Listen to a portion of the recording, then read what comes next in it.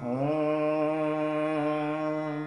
रामाय रामभद्राय रामचन्द्राय वेदसे रघुनाथाय नाथाय सीताया पतये नमः। मित्रों, आप सबका स्वागत है अपने इस YouTube चैनल पर। आप सबका प्रेम और सहयोग अब तक जैसा मिल रहा है, इसको आगे भी ऐसे ही बरकरार रखिएगा। आज 1 मास पूर्ण हो गया इस YouTube चैनल को प्रारंभ किए हुए। पिछले माह 8 मई से ही यह चैनल का प्रारंभ किया, तो आप सबका प्रेम और सहयोग अब तक भरपूर मिला है। इसको ऐसे ही आगे भी बरकरार रखिएगा। आज जिस विषय को स्पर्श करने का प्रयास कर रहा हूँ, कल के एक न्यूज़पेपर में मैंने पढ़ा, भगवान जगन्नाथ जी 15 दिन के लिए क्वारंटाइन, जो उनकी पेपर की भाषा थी उसमें लिखा था भगवान जगन्नाथ जी 14 दिन के लिए क्वारंटाइन में चले गए हैं। और उसके पश्चात मैंने फेसबुक के माध्यम से देखा कि कई लोग इस विषय में उपहास प्रारंभ कर दिया कि भगवान को भी क्वारंटाइन में जाना पड़ गया बिना सोचे समझे, जबकि हर वर्ष भगवान इन 15 दिन का एकांतवास में जाते हैं। सिर्फ इस वर्ष नहीं, प्रत्येक वर्ष वह जाते हैं। तो क्या कारण है कि भगवान 15 दिनों के लिए एकांतवास में जाते हैं? तो पौराणिक मान्यताओं में कहा कि इन 15 दिनों भगवान का स्वास्थ्य खराब रहता है। उनको भोग के रूप में काढ़ा पिलाया जाता है, फलों के रसों का सेवन कराया जाता है। तो पौराणिक मान्यता है कि प्रत्येक वर्ष ज्येष्ठ मास शुक्ल पक्ष की पूर्णिमा तिथि को भगवान जगन्नाथ जी को 108 कलशों के जल से स्नान कराया जाता है। और आषाढ़ कृष्ण पक्ष प्रतिपदा से लेकर आषाढ़ कृष्ण पक्ष अमावस्या तक भगवान एकांतवास में रहते हैं। तो इस समय भगवान को कहते हैं कि भगवान का स्वास्थ्य खराब रहता है। वैसे भगवान को कोई भी जरा व्याप्त नहीं होती है, ना रोग व्याप्त होता है, किंतु भक्तों के अहेतु की कृपा के लिए भगवान ने यह जरा को अपने सम्मुख प्रकट किया। तो इन 14 दिनों में 15 दिनों में भगवान का नित्य काढ़े के रूप में भगवान को औषधि दी जाती हैं, फलों के रसों का सेवन करवाया जाता है। और उसके पश्चात आषाढ़ शुक्ल पक्ष प्रतिपदा को भगवान एकांतवास से बाहर निकलकर उनका स्नान आदि होता है। और प्रत्येक वर्ष आषाढ़ मास शुक्ल पक्ष द्वितीया को भगवान जगन्नाथ की रथ यात्रा निकलती है, जो जगत प्रसिद्ध है। हर वर्ष भगवान की वह रथ यात्रा निकलती है। किंतु इस वर्ष जैसा हम यह महामारी देख रहे हैं, तो उसमें एक शब्द निकल के आया क्वारंटाइन, तो भगवान के लिए भी लिख दिया कि क्वारंटाइन में हो गए हैं। तो ना सोचे समझे भी हम फिर अपने ही धर्म का उपहास उड़ाते हैं। कल फेसबुक में बहुत देखा कि हिंदू धर्म के जानकार ही भगवान के उस स्वरूप का कहने लगे, क्या भगवान को भी रोग लगता है बिना सोचे समझे? तो क्यों भगवान इन 15 दिनों में एकांतवास में रहते हैं, किस लिए?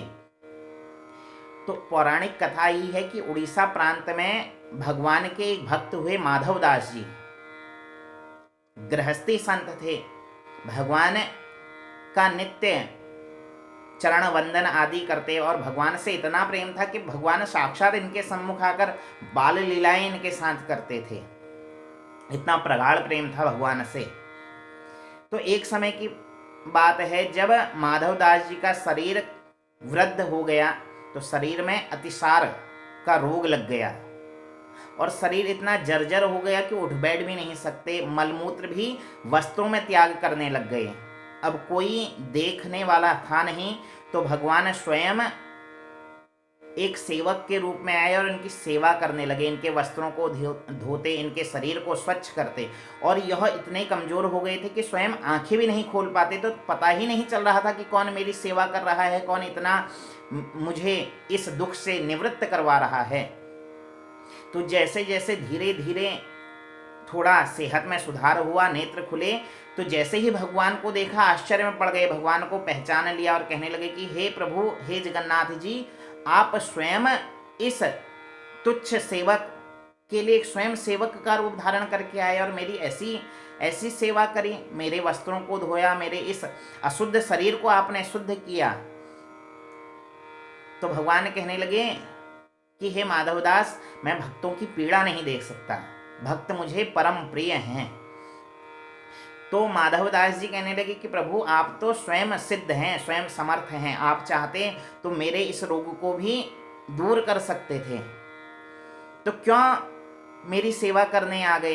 तो भगवान कहने लगे कि माधवदास, प्रारब्ध का कर्म व्यक्ति को अवश्य भोगना पड़ता है। जो प्रारब्ध में दुख लिखा है, जो कष्ट लिखा है, वह व्यक्ति को भोगना ही भोगना है। तो माधवदास जी हाथ जोड़कर कहने लगे कि प्रभु, आप तो समर्थ हैं, मेरे इस दुख को दूर कर दें। इसलिए नहीं कह रहा हूं कि मुझे इस दुख से कष्ट हो रहा है, कह इसलिए रहा हूं मुझे इस बात का कष्ट है कि आपको मेरी सेवा के लिए आना पड़ा।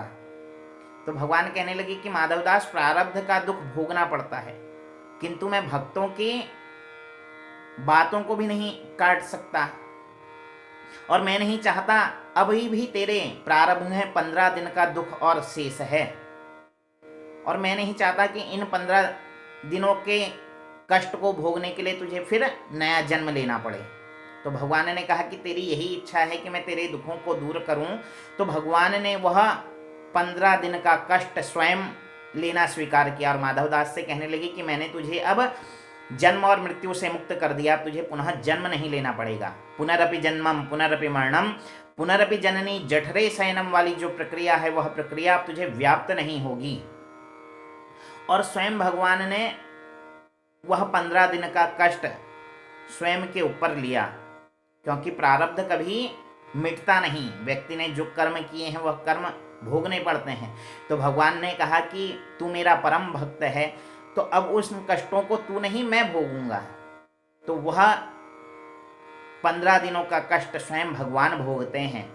तो तब से प्रत्येक वर्ष भगवान 15 दिन के लिए एकांतवास में जाते हैं, वही एकांतवास जिसको आजकल की भाषा में हम क्वारंटाइन कह रहे हैं।